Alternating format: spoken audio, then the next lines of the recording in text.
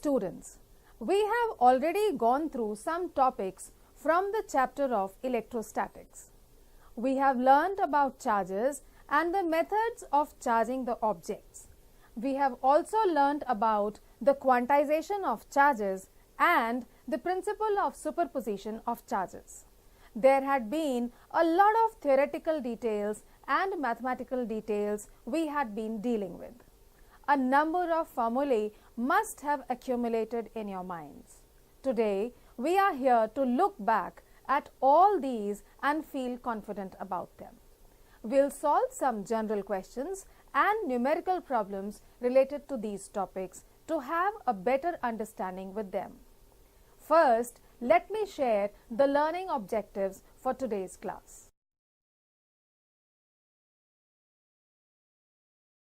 After the completion of this lesson, the students will be able to know the various methods of charging the objects, describe the quantization of charges and the conservation of charges, solve numerical problems related to quantization of charges and conservation of charges, describe the principle of superposition of charges for various charge distributions, solve numerical problems related to superposition of charges for various charge distributions.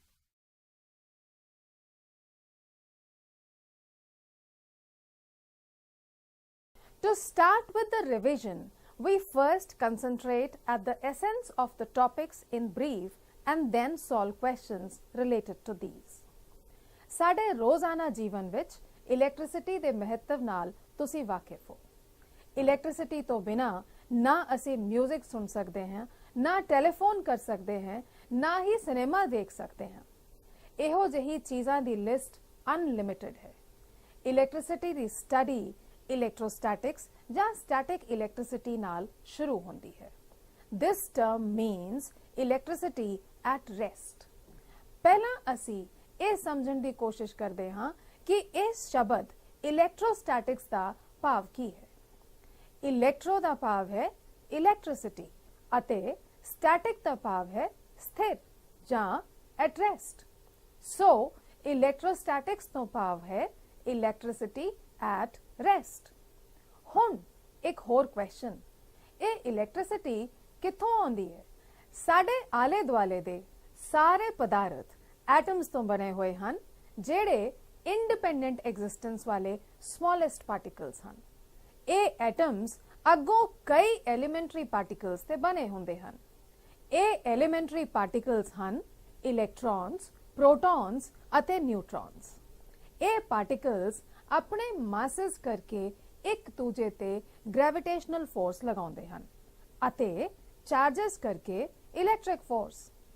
Electric charge ਇੱਕ scaler quantity ਹੈ।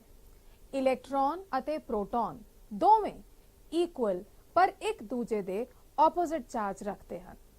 Protons ਦੇ charge ਨੂੰ positive ਅਤੇ electrons ਦੇ charge ਨੂੰ negative ਕਹਿੰਦੇ ਹਨ।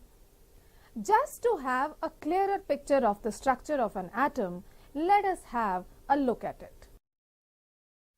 This is a general structure of an atom.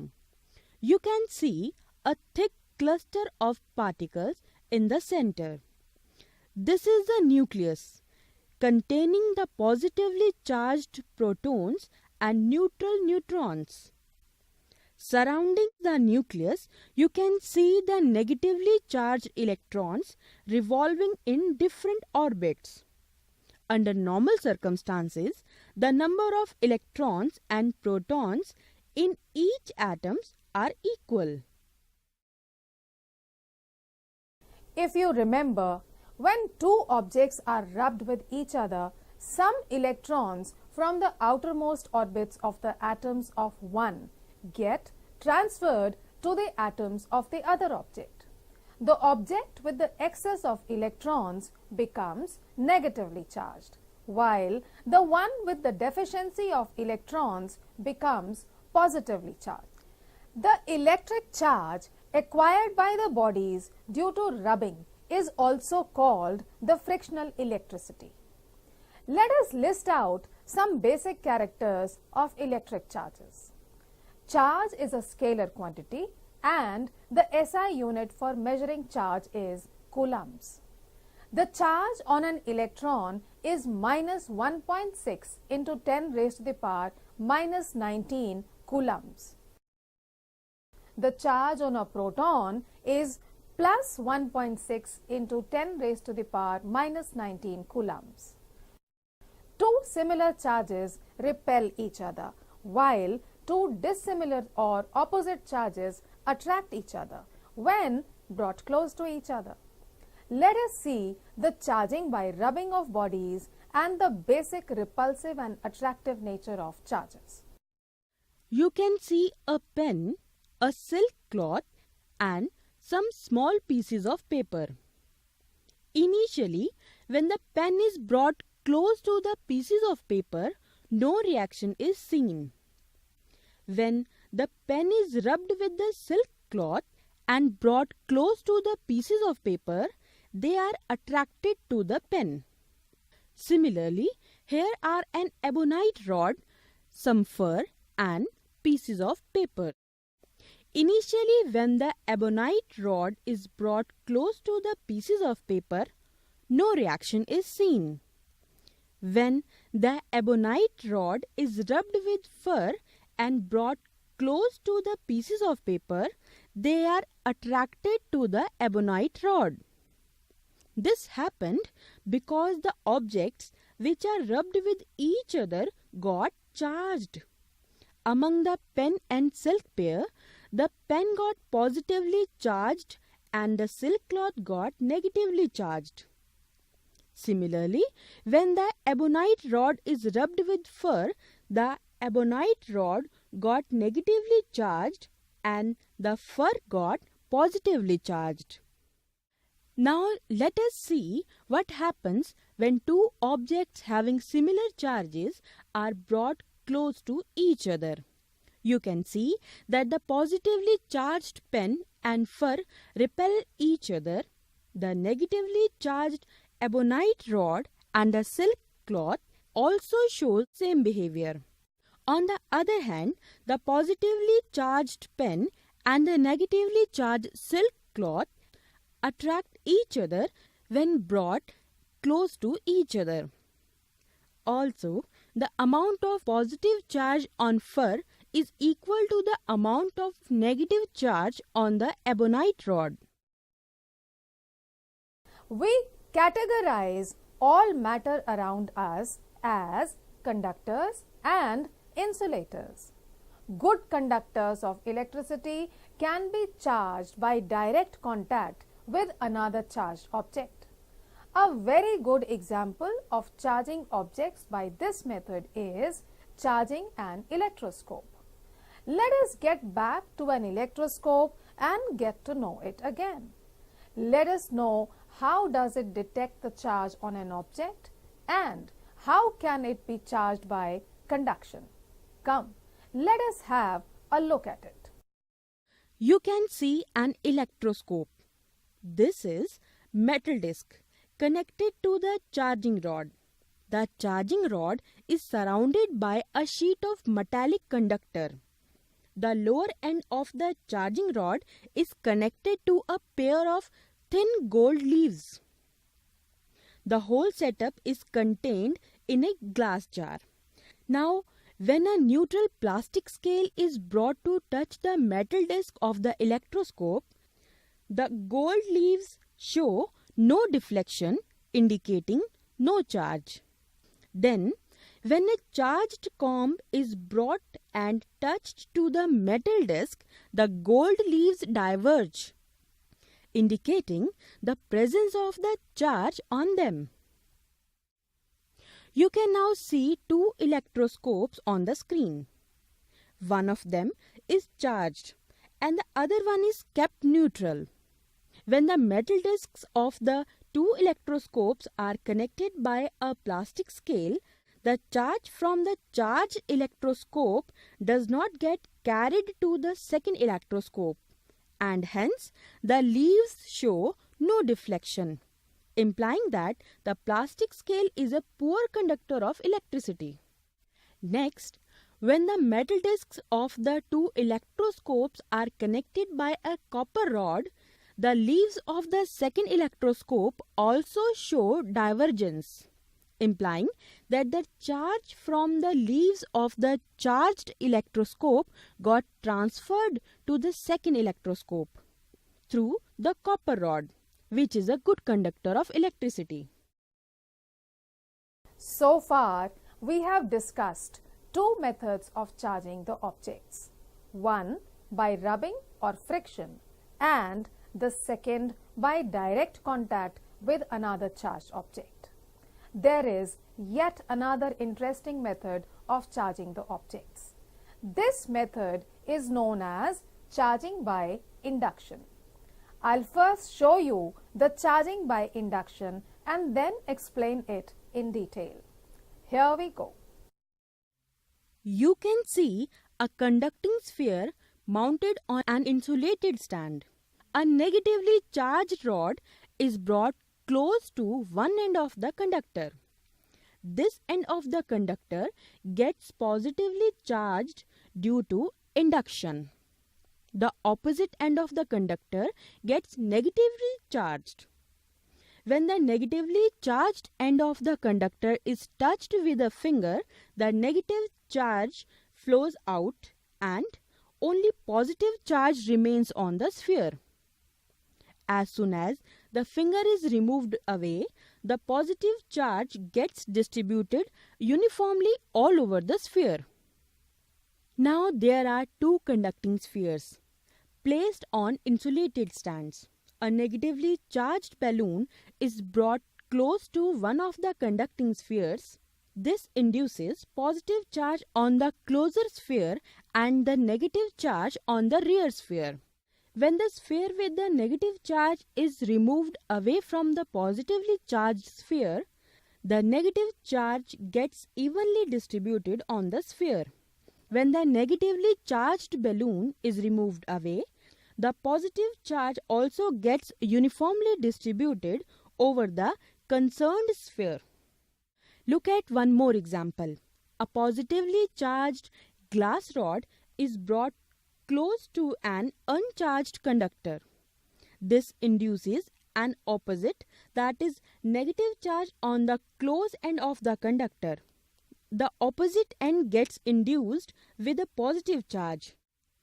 The positive end of the conductor is earthed. The electrons from the earth flow in and neutralize the positive charge. The charged glass rod is now removed and the negative charge gets uniformly distributed on the conductor. This is electrostatic induction. There is something more to be told about charges. Just as mass, charges are also additive in nature. The additive property of the charges say the total electric charge on an object is equal to the algebraic sum of the charges distributed on the different parts of the object. If Q1, Q2, Q3, Q4 and so on be the electric charges on different parts of the object, then Q, the total charge on the object, can be symbolically written as Q is equal to Q1 plus Q2 plus Q3 plus Q4 and so on till the number of charges. Can you answer some questions related to these concepts? What is the charge on one proton in terms of coulombs? The charge on a proton is plus 1.6 into 10 raised to the power minus 19 coulombs. Now listen to this one. An atom has 37 protons. Tell me how many electrons it must have in normal condition and what is the total charge on the atom. The answer to this question is, since the number of protons is 37, therefore the number of electrons is also 37, while the total charge is to be calculated. I am sure all of you know the answer. The total charge on the atom is equal to plus 37 minus 37 equal to 0. ਹੁਣ ਅਸੀਂ quantization of charge ਬਾਰੇ ਪੜਾਂਗੇ। Quantization of charge ਤੋਂ ਭਾਵ ਹੈ ਕਿ ਕਿਸੇ object ਦਾ charge ਇੱਕ electron ਜਾਂ ਪ੍ਰੋਟੋਨ ਦੇ ਚਾਰਜ ਦਾ ਇੰਟੀਗਰਲ ਮਲਟੀਪਲ ਹੈ। ਇਹ ਐਲੀਮੈਂਟਰੀ ਚਾਰਜ ਦਾ ਫ੍ਰੈਕਸ਼ਨ ਨਹੀਂ ਹੋ ਸਕਦਾ।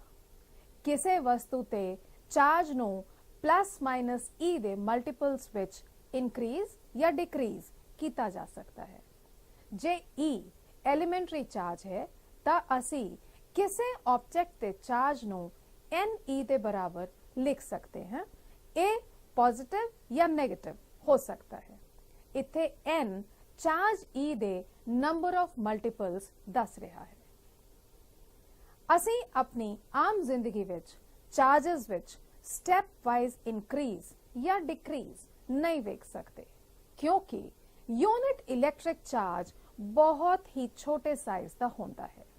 किसी वस्तु दे छोटे चार्ज लई भी एलिमेंटरी चार्जेस की गिनती बहुत ज्यादा होती है। Let us now try to solve a numerical question related to the number of elementary charges.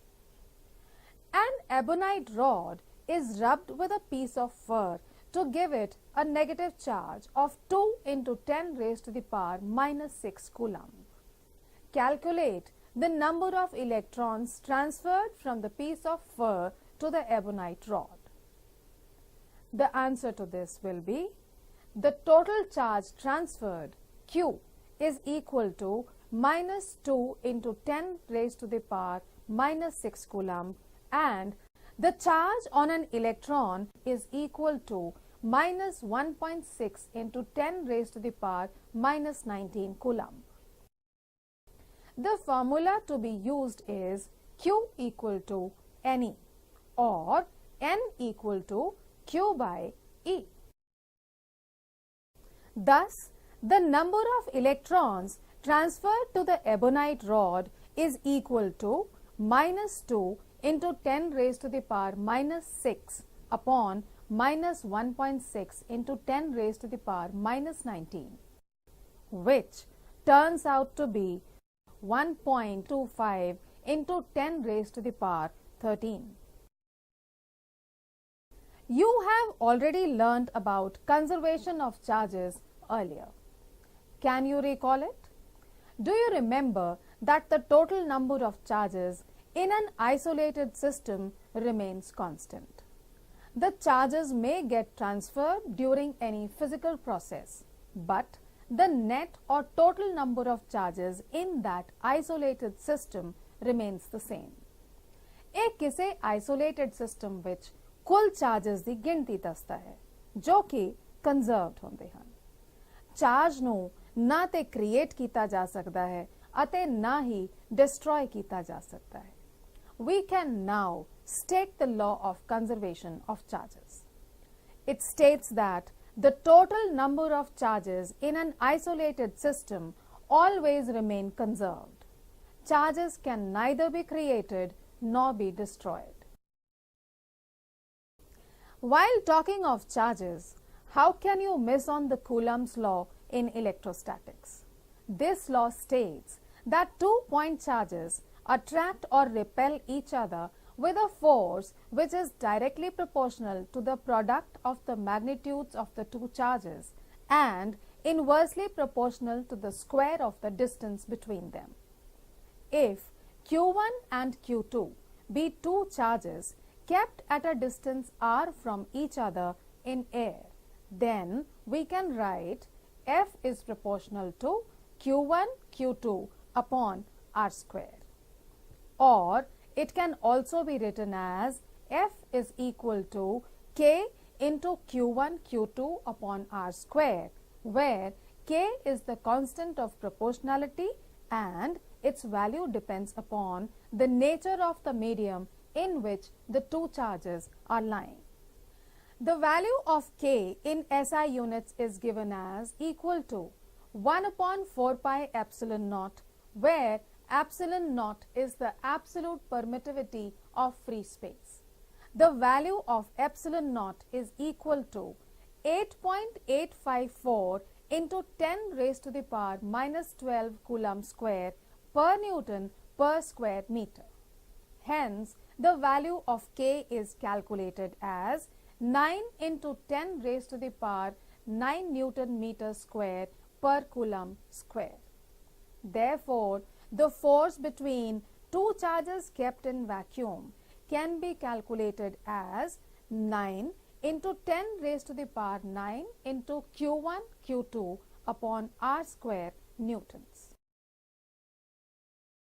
By now, you must have had a good understanding of the basic nature and properties of charges and the Coulomb's law of electrostatics. Let us now work upon a numerical problem based on Coulomb's law. The problem is, calculate the force between two charged point objects having charges of 5 into 10 raised to the power minus 7 coulombs and 9 into 10 raised to the power minus 7 coulombs. Let the two charges be placed 5 centimeter apart in air. The solution to this is Q1 is equal to 5 into 10 raised to the power minus 7 coulombs and Q2 is equal to 9 into 10 raised to the power minus 7 coulombs. The distance r between the two charges is 5 centimeter, which is equal to 0.05 meter in air.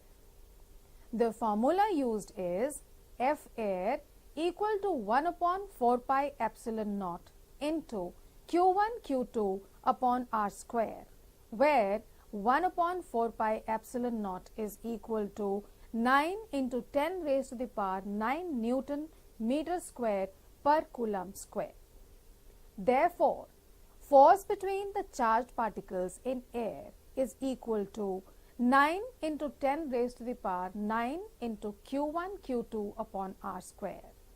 This turns out to be equal to 9 into 10 raised to the power 9 into 5 into 10 raised to the power minus 7 into 9 into 10 raised to the power minus 7 upon 0.05 whole square.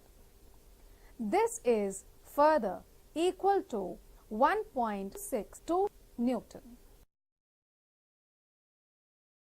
We are now in a position to redefine the unit of charge in the light of the Coulomb's law of charges. In SI units, the force between two charges Q1 and Q2 held at a distance r apart in vacuum is given by F vacuum equal to 9 into 10 raised to the power 9 into Q1 Q2 upon R square. If Q1 and Q2 are assumed to be equal to Q and R is supposed to be 1 meter, F vacuum is equal to 9 into 10 raised to the power 9 Newton. Then 9 into 10 raised to the power 9 is equal to 9 into 10 raised to the power 9 into Q into Q upon 1 square, or Q square is equal to 1, or Q equal to plus minus 1 Coulomb. Hence, 1 Coulomb can be defined as that amount of charge which repels an equal and similar charge with a force of 9 into 10 raised to the power 9 Newton when placed in air or vacuum at a distance of 1 meter. Dear students, may I now ask you a few questions just to make you feel confident about the contents learned so far. The first question is, state at least 5 properties of charges. The answer is, the 5 important properties of charges are: 1. Like charges repel each other and unlike charges attract each other. Second, the magnitude of elementary positive or negative charges is the same and is equal to 1.6 into 10 raised to the power minus 19 coulombs. Next, electric charges follow the additive property, that is, the total charge on an object is the algebraic sum of the charges present on different parts of the object. And the next, the charge is quantized, that is, the charge possessed by an object is a multiple of the elementary charge of an electron or a proton. And the last is, the electric charges in a system are always conserved. Look at this question. What is the value of the constant K in the Coulomb's law of electrostatics? The answer is, the value of the constant K in the Coulomb's law of electrostatics is 9 into 10 raised to the power 9 Newton meter square per Coulomb square. Does any one of you remember the Coulomb's law in the vector form?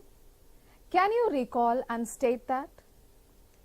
If 2 point charges Q1 and Q2 are present at 2 points A and B in vacuum at a distance r from each other, the force between the two charges is repulsive in nature and is equal on both the charges. If F12 is the force on charge Q1 due to charge Q2, then F21 will be an equal and opposite force on charge Q2 due to Q1. Let us apply the Coulomb's law to this situation. We can then write magnitude of vector F12 is equal to the magnitude of vector F21, which is equal to 1 upon 4 pi epsilon naught into Q1 Q2 upon R square. Let R12 be the unit vector pointing from charge Q1 to Q2 and R21 be another unit vector pointing from charge Q2 to Q1. Since the force vector F12 is along the direction of unit vector R21, we have vector F12 is equal to 1 upon 4 pi epsilon naught into Q1 Q2 upon R square into unit vector R21. It also follows that vector F21 is equal to 1 upon 4 pi epsilon naught into Q1 Q2 upon R square into unit vector R12 are the expressions of the Coulomb's law in the vector form. Let me tell you the significance of the vector form of the Coulomb's law. There are two important aspects of it. In its vector form, the Coulomb's law directly shows that the two forces acting on the two charges are equal and opposite to each other. The vector form of the law also indicates that the electrostatic forces between the two charges are central, that is, they act along the straight line joining the two charges. We are now going to continue further from the vector form of the Coulomb's law. We will study the forces between charges and the superposition principle. To start, we will express the force between 2 point charges in terms of their position vectors. Let us consider a coordinate frame of reference OX, YZ. Let there be 2 point charges Q1 and Q2 present in space at the points A and B. The force between 2 point charges due to each other in terms of their position vectors will be equal and opposite to each other.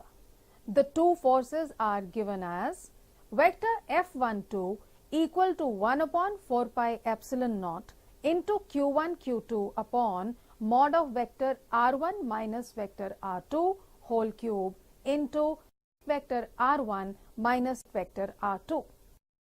Similarly, it can be obtained that the force on the charge Q2 due to Q1 is given by vector F21 equal to 1 upon 4 pi epsilon naught into Q1 Q2 upon mod of vector R2 minus vector r1 whole cube into vector r2 minus vector r1. The principle of superposition states that when a number of charges are interacting, the total force on a given charge is the vector sum of the individual forces exerted on the given charge by all the other charges. If n number of point charges q1, q2, q3 and so on up to qn are distributed in space in a discrete manner, then the total force on the charge, say q1, due to all other remaining charges is given as F1 is equal to vector F12 plus vector F13 plus up to so on vector F1n. According to the superposition principle in terms of position vector of the charges, the total force on charge q1 due to all other charges is given by vector F1 equal to 1 upon 4 pi epsilon naught into q1 q2 upon mod of vector r1 minus vector r2 whole cube into vector r1 minus vector r2 plus q1 q3 upon mod of vector r1 minus vector r3 whole cube into vector r1 minus vector r3 and so on up to q1 qn upon mod of vector r1 minus vector rn whole cube into vector r1 minus vector rn. For a continuous linear charge distribution, the linear charge density is given by lambda equal to q upon L, where the symbols have their usual meanings. Its SI unit is Coulomb per meter. For a surface charge distribution, when the charge is distributed over a plane or a curved surface, then the surface charge distribution is written as sigma equal to q upon A. Its SI unit is Coulomb per square meter. For a volume charge distribution, when the charge is distributed over the volume of an object, then the volume charge density can be written as rho equal to q upon V. Its SI unit is Coulomb per cubic meter. The force experienced by a charge q naught when the charge is distributed continuously along a line, vector F is equal to 1 upon 4 pi epsilon naught into q naught into integration over L of lambda dl upon mod of vector r minus vector r dash whole cube into vector r minus vector r dash. The force experienced by a charge q naught when the charge is distributed continuously over a surface is given as vector F is equal to 1 upon 4 pi epsilon naught into q naught into integration over S of sigma ds upon mod of vector r minus vector r dash whole cube into vector r minus vector r dash. The force experienced by a charge q naught when the charge is distributed continuously over a volume is given as the vector F is equal to 1 upon 4 pi epsilon naught into q naught into integration over V of rho dV upon mod of vector r minus vector r dash whole cube into vector r minus vector r dash. Let us now solve a numerical problem related to the principle of superposition of charges. Three charges 25 microcoulomb, 10 microcoulomb and minus 10 microcoulomb are respectively placed at the vertices A, B and C of an equilateral triangle of side 0.1 meter.